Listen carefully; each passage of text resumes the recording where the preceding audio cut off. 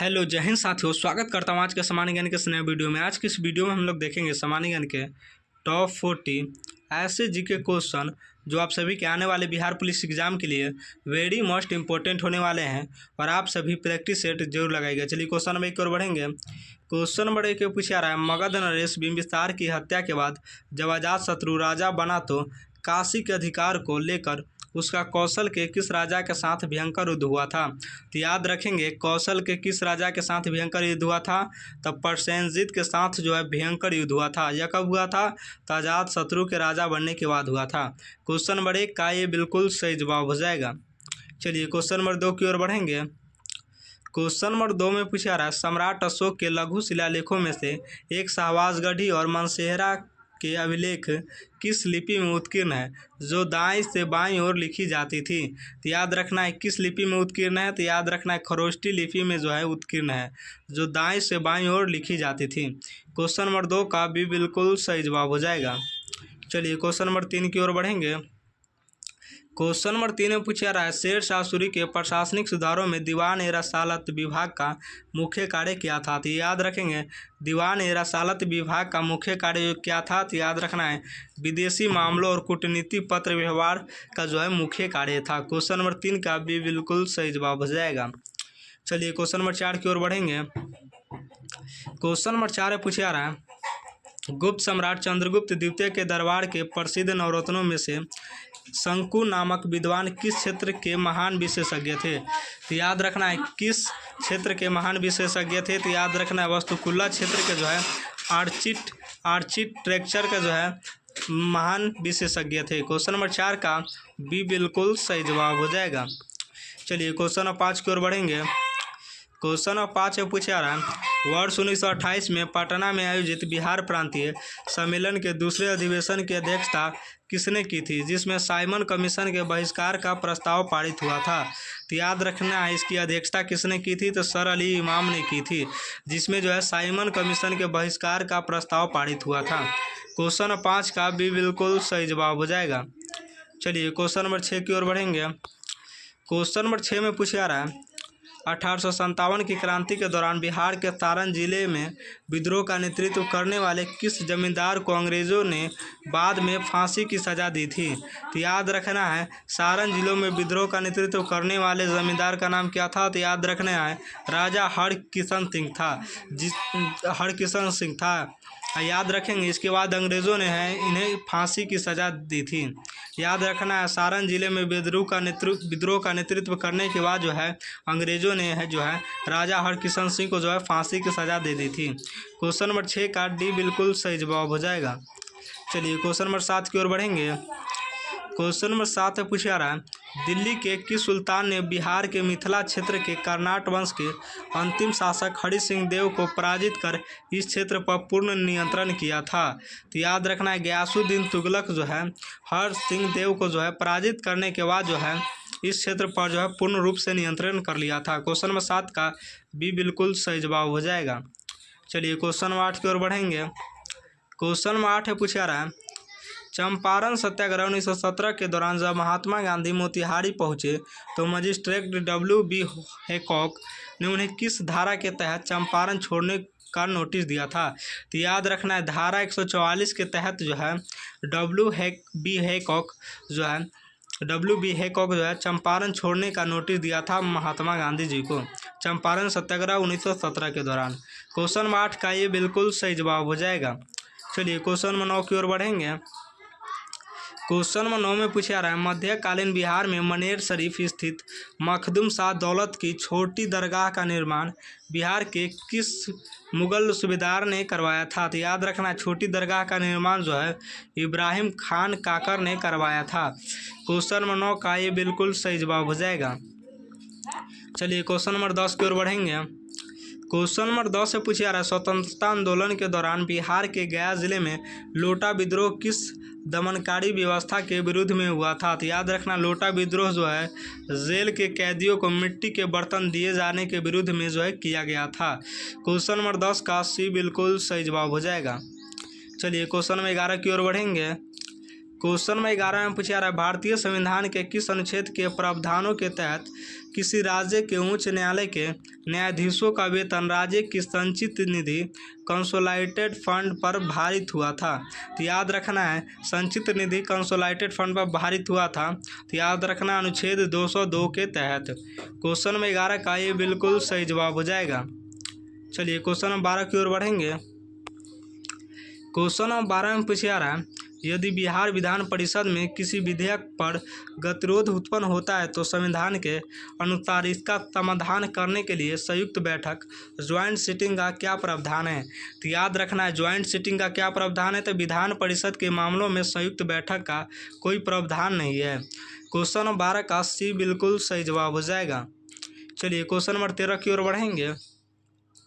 Question number 13 में पूछा रहा है, राज्य विधानसभा के किसी सदस्य की अयोग्यता डिस्क्वालिफिकेशन का प्रश्न यदि दल बदल डिफेक्शन से भिन्न हो तो इस पर अंतिम निर्णय राज्यपाल किसकी सलाह पर लेते हैं। तो याद रखना है, इसका अंतिम निर्णय जो है राज्यपाल किसकी सलाह पर लेते हैं। तो याद रखना है, भारत का निर्वाचन आयोग पर लेते हैं। क्वेश्चन नंबर 13 का ये बिल्कुल सही जवाब हो जाएगा। चलिए क्वेश्चन नंबर 14 की ओर बढ़ेंगे। क्वेश्चन नंबर 14 में पूछा रहा, संविधान के किस अनुच्छेद के तहत बिहार के राज्यपाल को राज्य की विधानसभा में विशेष अभिभाषण स्पेशल एड्रेस देने की शक्ति प्राप्त है। तो याद रखना है, स्पेशल एड्रेस देने की शक्ति प्राप्त है। तो याद रखना है, अनुच्छेद 176 के तहत प्राप्त है। क्वेश्चन नंबर 14 का भी बिल्कुल सही जवाब हो जाएगा। चलिए क्वेश्चन नंबर 15 की ओर बढ़ेंगे। क्वेश्चन नंबर 15 में पूछा रहा, भारत के योजना आयोग अब नीति आयोग की राष्ट्रीय मानव विकास रिपोर्ट 2001 के अनुसार मानव विकास सूचकांक HDI में बिहार का स्थान क्या था। तो याद रखना HDI में बिहार का स्थान क्या था। तो याद रखना सबसे अंतिम स्थान था। क्वेश्चन 15 का ये बिल्कुल सही जवाब हो जाएगा। चलिए क्वेश्चन नंबर 16 की ओर बढ़ेंगे। क्वेश्चन नंबर 16 में पूछा रहा है, बिहार के किस जिले में राजगीर पहाड़ियों के बीच स्थित घोड़ा कटोरा झील है जहां भगवान बुद्ध की 70 फीट ऊंची प्रतिमा स्थापित की गई है। तो याद रखना, नालंदा जिला में जो है घोड़ा कटोरा झील है जहां भगवान बुद्ध की 70 फीट ऊंची प्रतिमा स्थापित की गई है। क्वेश्चन नंबर 16 का भी बिल्कुल सही जवाब हो जाएगा, नालंदा। चलिए क्वेश्चन नंबर 17 की ओर बढ़ेंगे। क्वेश्चन नंबर 17 में पूछा रहा है, कैमूर के पठार को छोटा नागपुर के पठार से अलग करने वाली मुख्य नदी घाटी कौन सी है। तो याद रखना है, मुख्य नदी घाटी कौन सी है। तो याद रखना है, सोन नदी घाटी है। छोटा नागपुर पठार से अलग करने वाली मुख्य नदी घाटी कौन सी है। तो सोन नदी घाटी। क्वेश्चन नंबर 17 का ये बिल्कुल सही जवाब हो जाएगा। चलिए क्वेश्चन नंबर 18 की ओर बढ़ेंगे। क्वेश्चन नंबर 18 में पूछा रहा है, गंगा की सहायक नदी बूढ़ी गंडक बिहार के किस जिले में स्थित चंपावन के पास से निकलकर उत्तर से दक्षिण की ओर प्रवाहित होती है। तो याद रखना, चंपावन के पास से निकलकर उत्तर से दक्षिण की ओर प्रवाहित होती है। तो याद रखना है, पश्चिमी चंपारण में। क्वेश्चन नंबर 18 का भी बिल्कुल सही जवाब हो जाएगा, पश्चिमी चंपारण। चलिए क्वेश्चन नंबर 19 की ओर बढ़ेंगे। क्वेश्चन 19 से पूछा रहा है, बिहार राज्य आपदा प्रबंधन प्राधिकरण BSDMA की स्थापना आधिकारिक रूप से किस वर्ष की गई थी। तो याद रखना, आधिकारिक रूप से किस वर्ष की गई थी। तो सन 2007 में की गई थी, ताकि आपदाओं का त्वरित प्रबंधन किया जा सके। क्वेश्चन 19 का भी बिल्कुल सही जवाब हो जाएगा। चलिए क्वेश्चन नंबर 20 की ओर बढ़ेंगे। क्वेश्चन नंबर 20 से पूछा रहा है, बिहार के उत्तर पूर्वी मैदानी भागों जैसे पूर्णिया और कटिहार में पाई जाने वाली दलदली मिट्टी को स्थानीय भाषा में किस नाम से जाना जाता था। तो याद रखना है, पूर्णिया और कटिहार में पाई जाने वाली दलदली मिट्टी को जो है स्थानीय भाषा में चौड़ या दियारा मिट्टी के नाम से जाना जाता है। क्वेश्चन नंबर 20 का भी बिल्कुल सही जवाब हो जाएगा। चलिए क्वेश्चन नंबर 21 की ओर बढ़ेंगे। क्वेश्चन में 21 से पूछा रहा है, यदि किसी प्रकाश तरंग को पूर्णतः ध्रुवित पोलराइज्ड किया जाता है तो ब्रूस्टर लॉ के अनुसार माध्यम का अपवर्तनांक रिफ्रैक्टिव इंडेक्स किसके बराबर होता है। तो याद रखना है, रिफ्रैक्टिव इंडेक्स जो है किसके बराबर होता है। तो स्पर्श ज्या tan ध्रुवन कोण के बराबर होता है। क्वेश्चन में 21 का ये बिल्कुल सही जवाब हो जाएगा। याद रखेंगे, स्पर्श ज्या tan ध्रुवन कोण के। चलिए क्वेश्चन नंबर 22 की ओर बढ़ेंगे। क्वेश्चन नंबर 22 से पूछा रहा है, यदि किसी खोखले गोलीय चालक हॉलो स्फेरिकल कंडक्टर को धनावेश दिया जाता है तो उसके भीतर विद्युत विभव इलेक्ट्रिक पोटेंशियल पोटेंशियल का मान क्या होगा? तो याद रखना है इलेक्ट्रिक पोटेंशियल का मान क्या होगा, तो आपको याद रखना है इलेक्ट्रिकल पोटेंशियल का मान जो है क्या होगा, तो आपको याद रखना है धनात्मक और समरूप होगा। क्वेश्चन नंबर 22 का भी बिल्कुल सही जवाब हो जाएगा। चलिए क्वेश्चन नंबर 23 की ओर बढ़ेंगे। क्वेश्चन नंबर 23 से पूछा रहा है, जब किसी गैस को रुद्धोष्म प्रसार एडिवेटिक एक्सपेंशन होता है तो गैस के तापमान पर क्या प्रभाव पड़ता है? तो याद रखना है गैस के तापमान पर क्या प्रभाव पड़ता है, तो तापमान जो है घट जाएगा। जब किसी गैस का रुद्धोष्म प्रसार होता है तो गैस के तापमान पर क्या प्रभाव पड़ेगा, तो तापमान जो है घट जाता है। क्वेश्चन नंबर 23 का भी बिल्कुल सही जवाब हो जाएगा। चलिए क्वेश्चन नंबर 24 की ओर बढ़ेंगे। क्वेश्चन नंबर 24 से पूछा रहा है, किसी गैल्वेनोमीटर को एक उच्च परास वाले वोल्ट मीटर में बदलने के लिए उसके साथ क्या जोड़ना आवश्यक है? तो याद रखना है उसके साथ क्या जोड़ना आवश्यक है, तो श्रेणी क्रम में उच्च प्रतिरोध जोड़ना जो है आवश्यक है। क्वेश्चन नंबर 24 का ये बिल्कुल सही जवाब हो जाएगा।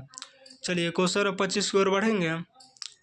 क्वेश्चन नंबर 25 से पूछा रहा है, यदि ध्वनि तरंगे एक माध्यम से दूसरे माध्यम में जाती है तो तरंग का कौन सा गुण माध्यम बदलने पर भी अपवर्तित रहता है? तो याद रखना है तरंग का कौन सा गुण जो है माध्यम बदलने पर अपवर्तित रहता है, तो याद रखना है आवृत्ति जो है माध्यम बदलने के बाद भी जो है अपवर्तित रहता है। क्वेश्चन नंबर 25 का सी बिल्कुल सही जवाब हो जाएगा। चलिए क्वेश्चन नंबर 26 की ओर बढ़ेंगे। क्वेश्चन नंबर 26 से पूछा रहा है, मस्टर्ड गैस जिसका उपयोग प्रथम विश्व युद्ध में रासायनिक हथियार के रूप में हुआ था, उसमें कौन से मुख्य तत्व पाए जाते हैं? तो याद रखना उसमें कौन से मुख्य तत्व पाए जाते हैं, तो क्लोरीन और सल्फर पाए जाते हैं। क्वेश्चन नंबर 26 का ये बिल्कुल सही जवाब हो जाएगा। चलिए क्वेश्चन नंबर 27 की ओर बढ़ेंगे। क्वेश्चन नंबर 27 से पूछा रहा है, फोटोग्राफी में प्रयुक्त हाइपो विलाय का रासायनिक नाम क्या है? तो याद रखना है प्रयुक्त हाइपो विलाय का रासायनिक नाम क्या है, तो याद रखेंगे सोडियम थायोसल्फेट है, सोडियम थायोसल्फेट।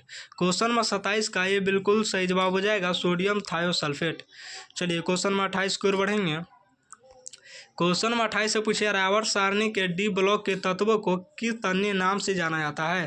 तो याद रखना है डी ब्लॉक के तत्वों को जो है किस अन्य नाम से जाना जाता है, तो आपको याद रखना है संक्रमण तत्व के नाम से जाना जाता है। क्वेश्चन नंबर 28 का भी बिल्कुल सही जवाब हो जाएगा। चलिए क्वेश्चन नंबर 29 की ओर बढ़ेंगे। क्वेश्चन नंबर 29 से पूछा रहा है, चूने के पानी लाइम वाटर में अत्यधिक मात्रा में CO2 प्रवाहित करने पर उसका दूधिया रंग किस यौगिक के बढ़ने से गायब हो जाता है? तो उसका दूधिया रंग जो है किस यौगिक के बढ़ने से गायब हो जाता है, तो याद रखेंगे कैल्शियम बाइकार्बोनेट को बढ़ने से जो है गायब हो जाता है। क्वेश्चन नंबर 29 का भी बिल्कुल सही जवाब हो जाएगा। चलिए क्वेश्चन नंबर 30 की ओर बढ़ेंगे। क्वेश्चन नंबर 30 से पूछा रहा है, कपड़ों से जंग रस्ट के दाग हटाने के लिए मुख्य रूप से किस कार्बनिक अम्ल का उपयोग किया जाता है? तो याद रखना है किस कार्बनिक अम्ल का उपयोग किया जाता है, तो याद रखेंगे ऑक्जेलिक अम्ल का उपयोग किया जाता है। क्वेश्चन नंबर 30 का ये बिल्कुल सही जवाब हो जाएगा। चलिए क्वेश्चन नंबर 31 की ओर बढ़ेंगे। क्वेश्चन नंबर 31 से पूछा रहा है, मानव कान के आंतरिक भाग में स्थित ककोलिया का मुख्य कार्य क्या है? तो याद रखना है ककोलिया का मुख्य कार्य क्या है, तो ध्वनि तरंगों को तंत्रिका संकेतों में बदलना। क्वेश्चन नंबर 31 का भी बिल्कुल सही जवाब हो जाएगा। ककोलिया का मुख्य कार्य क्या है, तो ध्वनि तरंगों को तंत्रिका संकेतों में जो है बदलना। चलिए क्वेश्चन नंबर 32 की ओर बढ़ेंगे। क्वेश्चन नंबर 32 से पूछा रहा है, हंटिंगटन रोग हंटिंगटन डिजीज मुख्य रूप से मानव के किस अंग को प्रभावित करता है? तो याद रखना है हंटिंगटन रोग जो है मुख्य रूप से मानव के किस अंग को प्रभावित करता है? तो याद रखना है सबसे ज़्यादा जो है मस्तिष्क को प्रभावित करता है। क्वेश्चन नंबर 32 का भी बिल्कुल सही जवाब हो जाएगा। चलिए क्वेश्चन नंबर 33 की ओर बढ़ेंगे। क्वेश्चन नंबर 33 से पूछा रहा है, प्रकाश संश्लेषण के दौरान जल के प्रकाशीय अपघटन फोटोलिसिस ऑफ वाटर के लिए कौन से खनिज तत्व आवश्यक उत्प्रेरक के रूप में कार्य करते हैं? तो याद रखना है मैग्नीज और क्लोरीन जो है खनिज तत्व जो है उत्प्रेरक के रूप में कार्य करते हैं। क्वेश्चन नंबर 33 का ये बिल्कुल सही जवाब हो जाएगा। चलिए क्वेश्चन नंबर 34 की ओर बढ़ेंगे। क्वेश्चन नंबर 34 से पूछा रहा है, पेरीपेटस को किन दो जंतु संघों के बीच संयोजक कड़ी माना जाता है? तो याद रखना संयोजक कड़ी माना जाता है एनेलिडा और आर्थ्रोपोडा। किन दो जंतु संघों के बीच संयोजक कड़ी माना जाता है, तो एनेलिडा और आर्थ्रोपोडा। क्वेश्चन नंबर 34 का ये बिल्कुल सही जवाब हो जाएगा। चलिए क्वेश्चन नंबर 35 की ओर बढ़ेंगे। क्वेश्चन नंबर 35 से पूछा रहा है, कौन सी श्वेत रक्त कोशिका WBC, हिस्टामिन, सेरोटोनिन तथा हेपेरिन का स्राव करती है? तो याद रखना है बेसोफिलस। बेसोफिलस जो है हिस्टामिन, सेरोटोनिन तथा हेपेरिन का स्राव करती है। क्वेश्चन नंबर 35 का बी बिल्कुल सही जवाब हो जाएगा। चलिए क्वेश्चन नंबर 36 की ओर बढ़ेंगे। क्वेश्चन नंबर 36 से पूछा रहा है अर्थशास्त्र में तरलता जाल लिक्विडिटी ट्रैप की स्थिति में लोग धन को किस रूप में रखना पसंद करते हैं? तो याद रखना है लिक्विडिटी ट्रैप में जो है लोग धन को किस रूप में रखना पसंद करते हैं? तो याद रखना है नकद रूप में जो है रखना पसंद करते हैं। क्वेश्चन नंबर 36 का सी बिल्कुल सही जवाब हो जाएगा। चलिए क्वेश्चन नंबर 37 की ओर बढ़ेंगे। क्वेश्चन नंबर 37 से पूछा रहा है भारत में विशेषज्ञ आर्थिक क्षेत्र सेज अधिनियम कब पारित हुआ और कब लागू किया गया? तो याद रखना है कब पारित हुआ, कब लागू किया गया?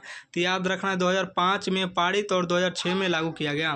क्वेश्चन नंबर 37 का भी बिल्कुल सही जवाब हो जाएगा। चलिए क्वेश्चन नंबर 38 की ओर बढ़ेंगे।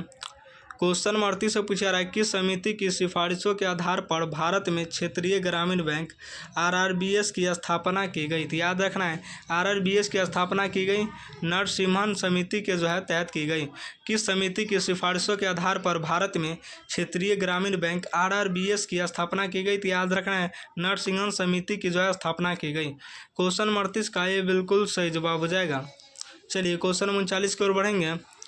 क्वेश्चन 39 से पूछा जा रहा है अंतर्राष्ट्रीय व्यापार में डंपिंग का अर्थ क्या है? तो डंपिंग का अर्थ जो होता है उत्पादन लागत से भी कम कीमत पर विदेशी बाजार में सामान बेचना होता है।